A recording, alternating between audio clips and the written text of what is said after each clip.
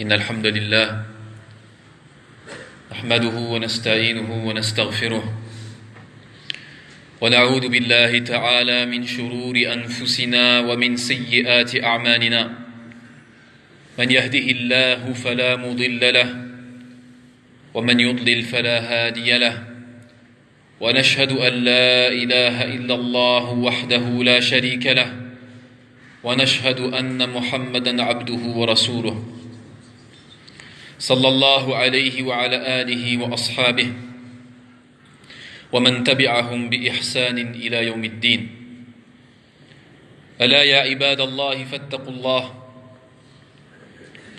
فإن تقوى الله تبارك وتعالى سبب السعادة في الدنيا والآخرة ووصية الله للأولين والآخرين.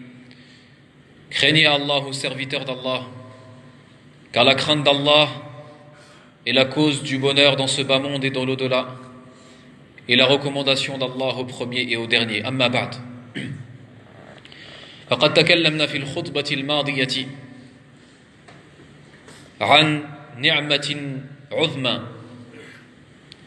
يعطيها الله تبارك وتعالى لجميع عباده مؤمنهم وكافرهم تقيهم وفاجرهم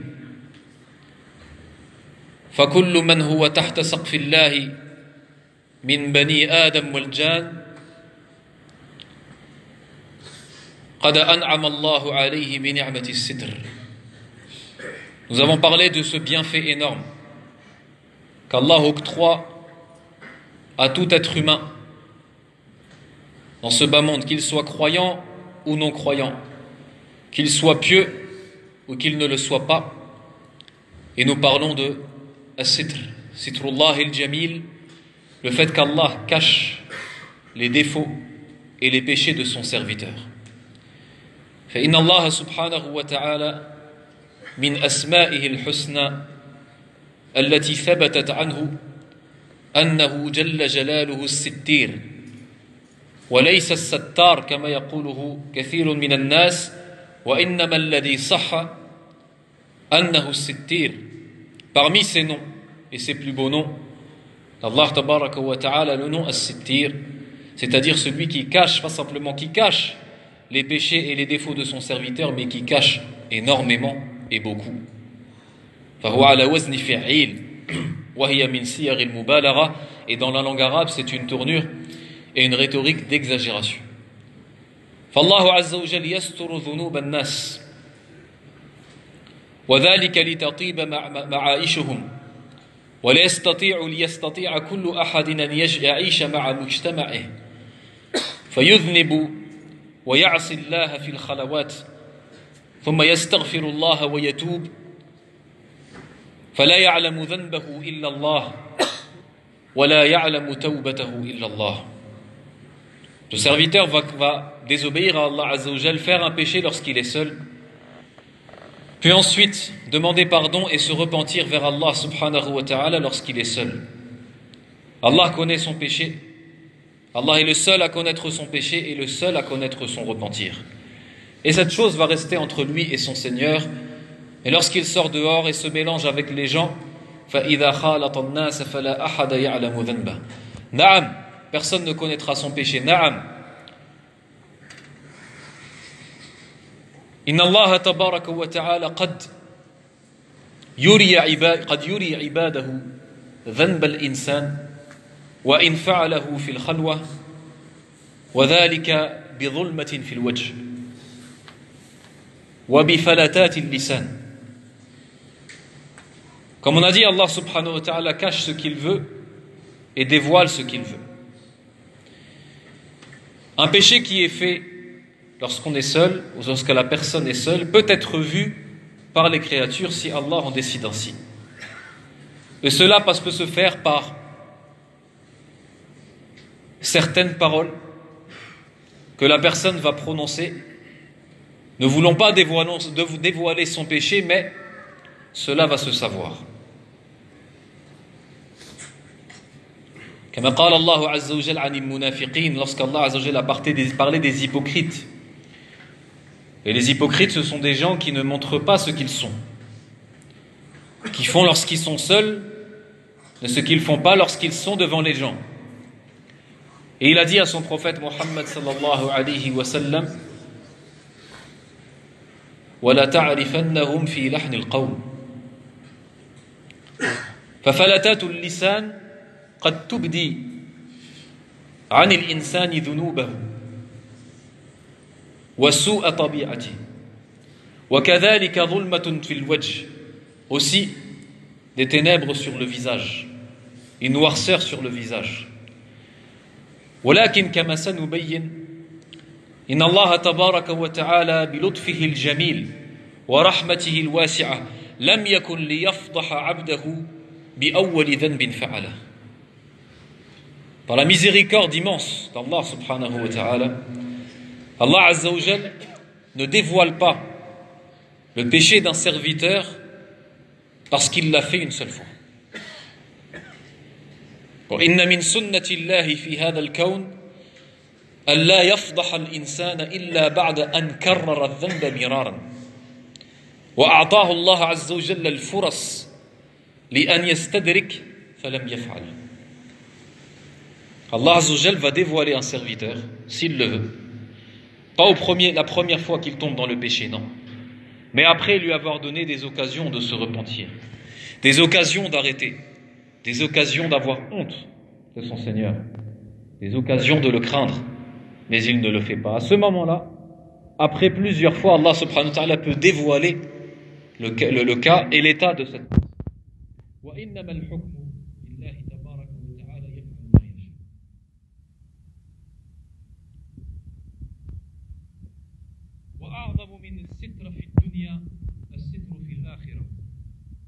Plus grand encore que le fait qu'Allah azza wa jal cache les péchés et les défauts du serviteur dans ce bas monde, c'est le fait qu'il cachera les péchés de son serviteur croyant dans le monde. وهذا ثابت في الأحاديث الصحيحة عن رسول الله صلى الله عليه وسلم أن الله تبارك وتعالى حينما سيحاسب عبده المؤمن في الآخرة في عرصات يوم القيامة كما جاء في الحديث يضع عليه كنفه أي يضع عليه ستره. Il est venu, il a été rapporté dans les hadiths authentiques. Dans les phases et les étapes, les choses terribles du jour de la résurrection, la place du jugement, ce qui se passera dans le jugement al-Hisab, Allah subhanahu wa ta'ala cachera son serviteur croyant. Il cachera son serviteur croyant lorsqu'il lui demandera des comptes, alors qu'il sera devant les créatures. Essayez de vous imaginer la scène. Al-abdu amam al-khala'iq ajma'in. Le serviteur sera devant toute l'humanité, pas simplement ses proches, pas simplement ses amis, pas simplement les gens de sa ville, l'humanité tout entière, de Adam alayhi salam jusqu'au dernier homme. Min al-insi wal-jinn, parmi les hommes et les djinns. Et chaque personne sera debout devant Rabbul Alamin, devant le Seigneur de l'univers, et devra rendre des comptes de ses péchés. فالذي يفضح في هذا اليوم والله إنها لفضيحة كبرى. Celui dont ses péchés seront dévoilés ce jour-là devant les gens et devant l'humanité par Allah, c'est certes la plus grande honte et quelque chose, c'est un châtiment terrible. ولكن الله تبارك وتعالى في هذا اليوم يفضح الكفار والمنافقين ولا يفضح المؤمنين لأنه الستير يحب الستر على عباده حتى في الآخرة. قد يقول الإنسان ولو فضحت في هذا اليوم فبعد ذلك إما إلى جنة وإما إلى نار، ولكن الله عز وجل يأبى إلا أن يستر هذه القبائح ويستر هذه الفواحش. Certains pourraient dire, au pire, si je suis dévalé le jour de la résurrection, après ce sera ou le paradis ou l'enfer. Je rentrerai au paradis et j'oublierai toute cette honte, ou je rentre en enfer et ce sera pire que toute cette honte. Mais non. Mais non, Allah subhanahu wa ta'ala aime cacher. Allah subhanahu wa ta'ala ne veut pas faire du mal à son serviteur croyant dans toutes les facettes. Et donc, ce jour-là, cette scène-là, il cachera son serviteur croyant et il descendra sur lui الستر فيرى الناس حينئذ هذا العبد واقفا بين يدي الله. Les gens verront ce serviteur croyant, musulman, debout devant le Seigneur de l'univers. فيقرره الله عز وجل بذنوبه. Et Allah Azza wa Jal va alors lui citer ses péchés un par un. ولكن ليس بمسمع الناس. Les gens ne l'entendront pas.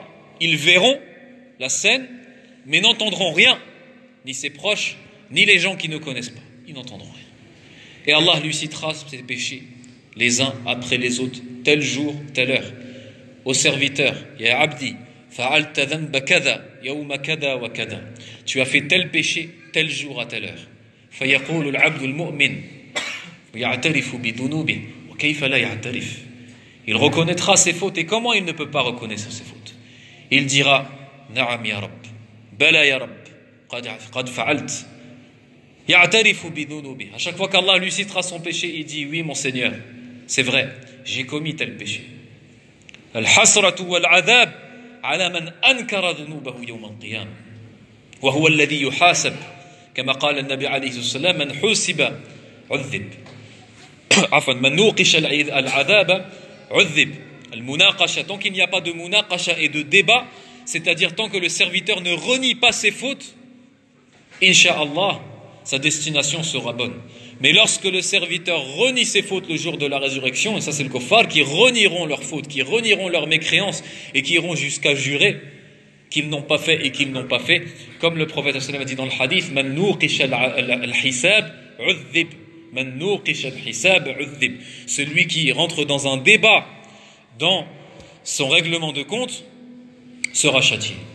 أما هذا العبد المؤمن فيقرر بذنوبه فيعترف بذنوبه نعم فعلت كذا وكلما أقر بذنبه يقول الله له قد سترته عليك في الدنيا وغفرته لك اليوم. Par la grande miséricorde d'Allah, à chaque fois que le serviteur dira oui, certes, j'ai commis ce péché, ô mon Seigneur, Allah subhanahu wa ta'ala, le Seigneur de l'univers, Al-Ghani, celui qui est indépendant de toute chose et qui n'a besoin de rien, dira alors, oui, certes mon Seigneur, et Allah subhanahu wa ta'ala lui dira alors, je te l'ai caché dans ce bas monde et je te le pardonne aujourd'hui. Ayyu rahma wa ayyu lutfin ba'da hada. Quelle miséricorde, quelle clémence, quelle douceur, quel amour après cela. C'est l'amour du Créateur envers sa créature croyante. C'est l'amour qu'Allah subhanahu wa ta'ala a envers le croyant musulman, monothéiste, qui, malgré le fait qu'il faisait des péchés, qu'il commettait des injustices, ولكن كان يوقن أنه رب يأخذ بالذنب ويغفر الذنب. Malgré qu'il faisait des péchés dans ce bas monde, malgré qu'il commettait des injustices, mais il savait avec certitude qu'il a un Seigneur qui prend pour le péché et qui pardonne le péché. Il savait annahu ilayhi raji. Il savait qu'un jour il reviendra vers lui. Il savait qu'un jour il devra rendre des comptes. Et donc, malgré qu'il commettait des péchés, il est mort en ayant l'espoir que ce jour où il rencontrera son Seigneur, Allah lui pardonnera ses péchés, et cet espoir s'est concrétisé.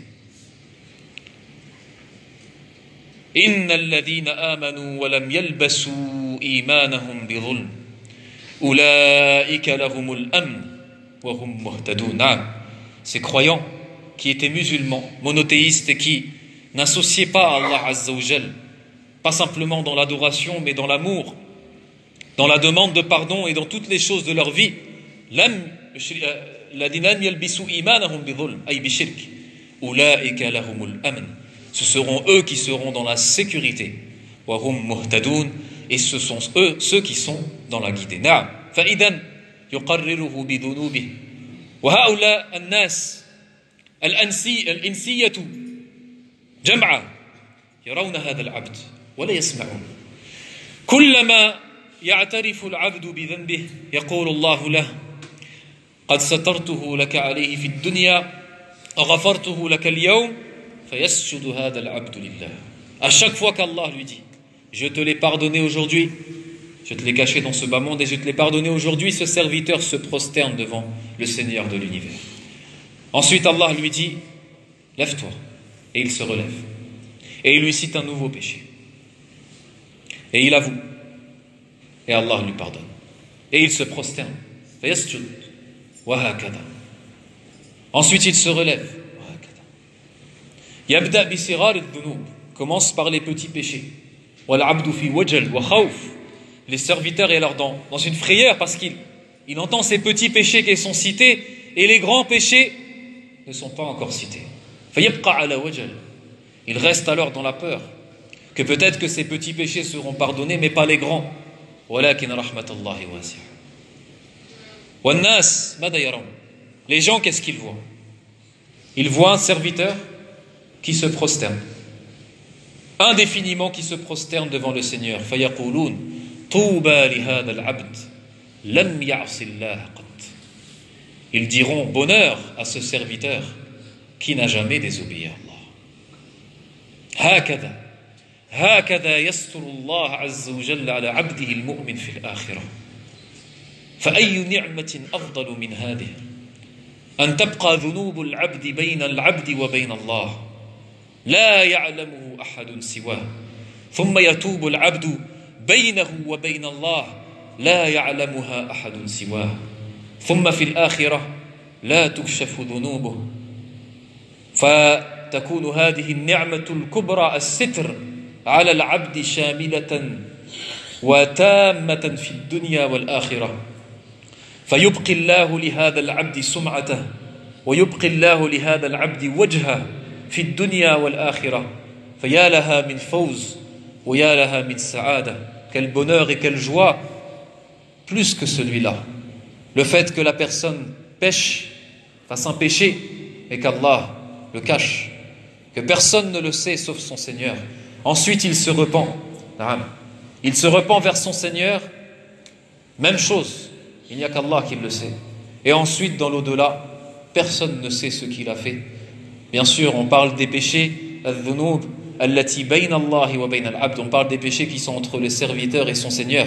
La natakallamu عن الذنوب التي تتعلق بالناس وبالمخلوقات والمخلوقين, on ne parle pas des péchés qui ont un rapport avec les autres créatures.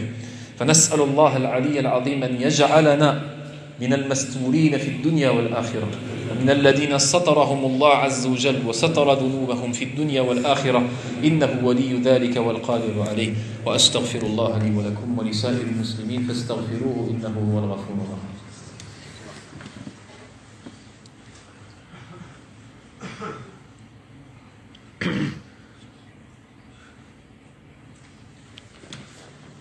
الحمد لله والصلاة والسلام على رسول الله وعلى آله وأصحابه ومن والاه واتبع هداه وسلم تسليما كثيرا. أما بعد، موضوع الستر وما يتعلق بهذا الموضوع لم نكمله اليوم لأننا أردنا أن نتكلم عن موضوع مهم. Avant de terminer ce sujet-là, qui est un sujet très important, je voulais parler d'une chose qui s'est passée il y a maintenant 2 semaines et dont j'en ai pas parlé la semaine dernière. Et c'est un sujet d'actualité. Et je voulais en parler ne serait-ce que quelques mots afin que nous restions pas dans l'insouciance. Cette chose-là, peut-être que certains l'imaginent ou le pensent, c'est concernant cet imam qui s'appelle Rachid El-Jay à Brest, qui a failli être assassiné. Alhamdulillah, cette information s'est relayée dans les réseaux sociaux. Ça, c'est un bienfait d'Allah subhanahu wa ta'ala que nous avons, parce qu'il y a quinzaine d'années, ou vingtaine d'années, ça n'existait pas. C'est-à-dire que ce genre d'acte, s'il a eu lieu et si les médias ne le propagent pas, personne ne peut être au courant à part les proches, ou sinon le bouche à oreille. Alhamdulillah, maintenant les réseaux sociaux ont permis, et Internet ont permis que cette actualité ou cet acte de terrorisme, parce qu'il faut l'appeler comme il est, et cet attentat a été su par le monde musulman et en dehors du monde musulman, alhamdoulilah.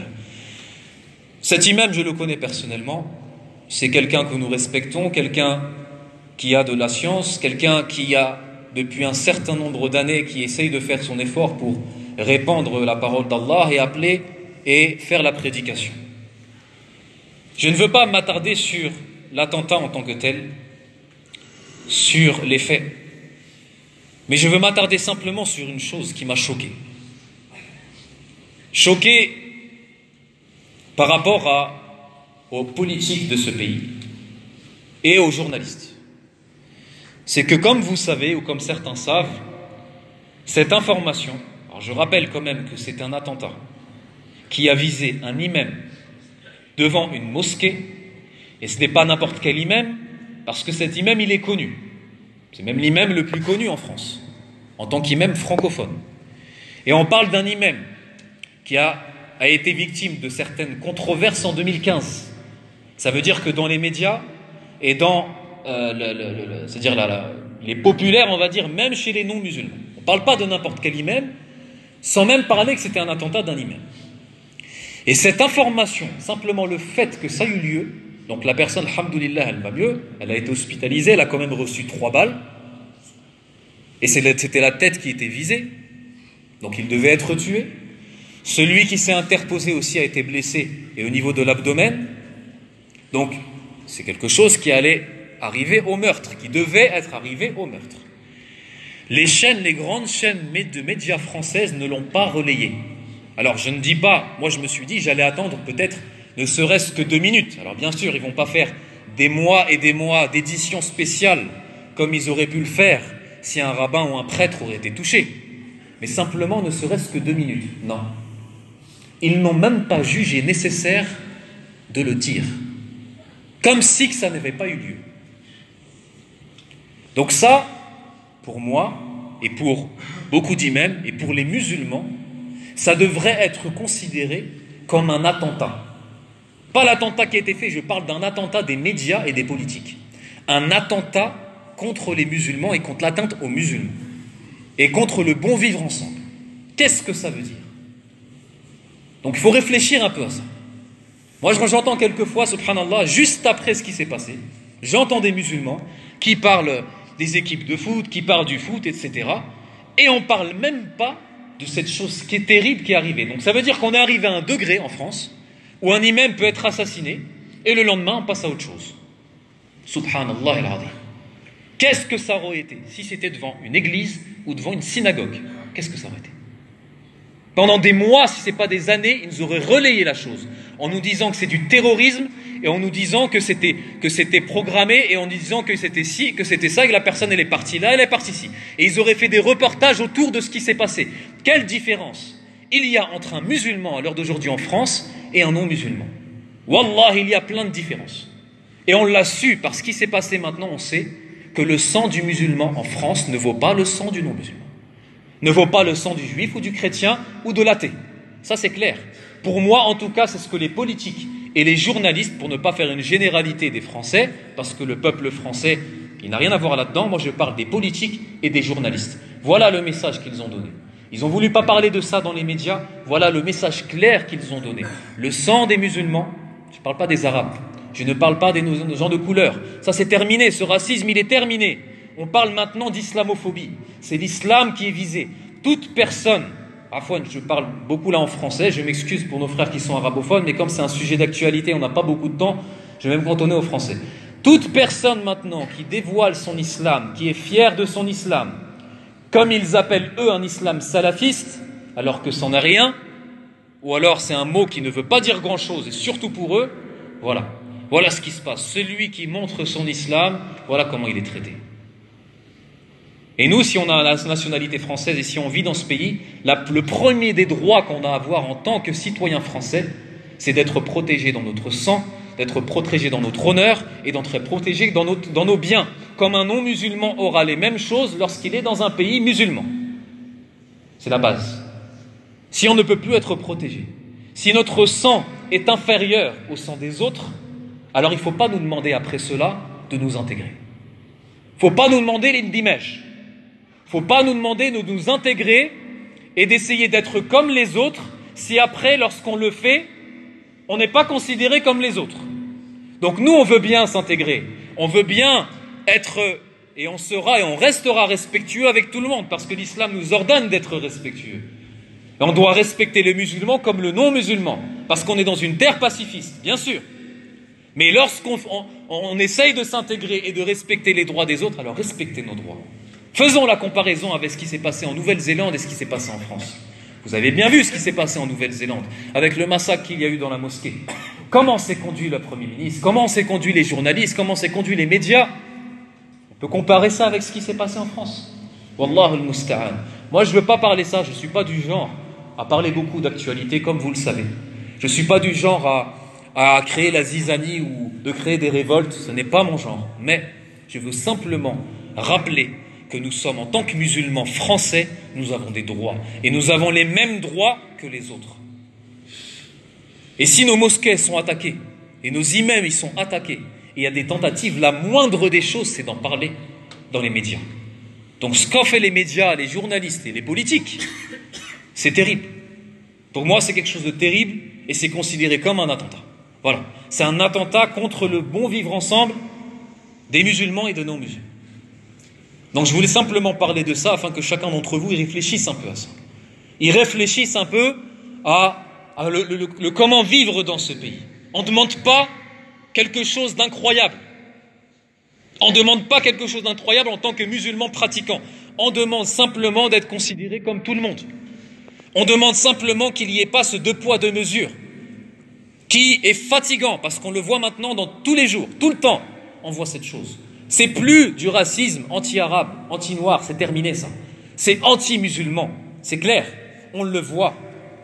Donc il faut essayer, et là je m'adresse aux non-musulmans, il faut essayer un peu d'aller vers nous, si vous voulez que nous on aille vers vous.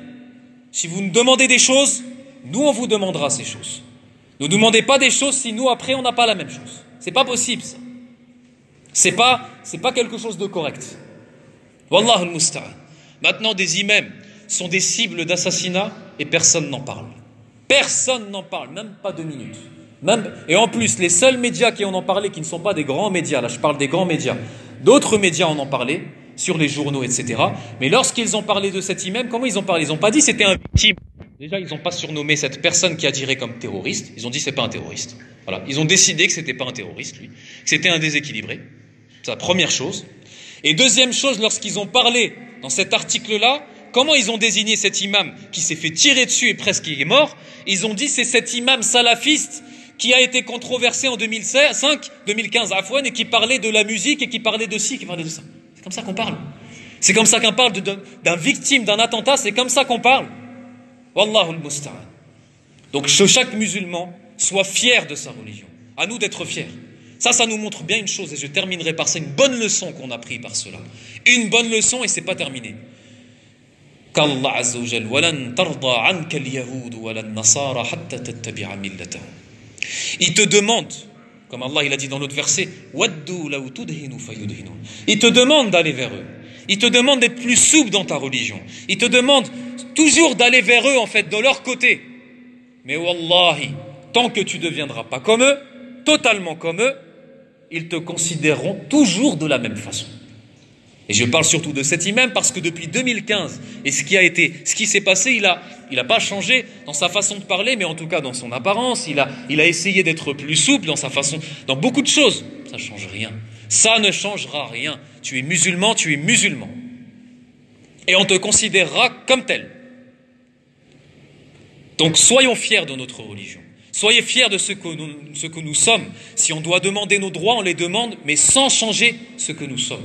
نحن مسلمين نحن المسلمون نعم ونحن نعتز بهذا الدين. Il n'y a pas quelque chose de plus cher et de plus important qu'Allah nous ait donné dans ce bas monde, si ce n'est notre islam. Donc ça nous permet de comprendre qu'en réalité, il ne faut pas avoir un complexe d'infériorité par rapport à notre religion et notre pratique. Jamais. On reste musulman, on reste fier de l'être. Et c'est les autres qui doivent être tolérants, comme nous sommes tolérants envers les autres. Chacun sa pratique. Lakum dinukum waliya din. Chacun sa religion, chacun sa pratique. Ne touche pas aux sacralités de ma religion, je ne toucherai pas aux sacralités de la tienne. Ne touche pas à ma pratique. Ne m'insulte pas sur ma croyance et ma pratique. Je n'insulterai pas ta croyance et ta pratique. Mais le respect et la tolérance. C'est ça qu'on demande. Et c'est le sens même de la laïcité. Que l'ont compris ceux qui l'ont compris ou qui ne veulent pas comprendre ceux qui ne veulent pas le comprendre. Et on n'a qu'à regarder. Parce que nous sommes dans un pays particulier. Regardons l'Angleterre. Regardons la Nouvelle-Zélande. Regardons d'autres pays où l'islam est pratiqué, où les musulmans arrivent à faire des choses. Beaucoup de gens, on les entend, ils disent « Oui, mais nous, les musulmans en France, on n'arrive rien à faire, on est des incapables, on n'arrive pas à faire des associations, on n'arrive pas à se mettre d'accord, on n'arrive pas à faire des écoles. » Non, non, non. Le problème, il n'est pas en nous. Pourquoi les musulmans de Grande-Bretagne, ils sont mieux que les musulmans de France? Les musulmans de Belgique, ils sont mieux que les musulmans de France? Non. Il y a une réelle volonté des politiques de ce pays de bloquer tout ce qui a un rapport avec l'islam, comme ils appellent eux l'islam salafisme. En réalité, c'est l'islam qu'on connaît, l'islam du prophète sallallahu alayhi wa sallam et l'islam des compagnons, qui est bien sûr qu'on pratique dans cette vie, etc., dans cette époque. C'est ça simplement.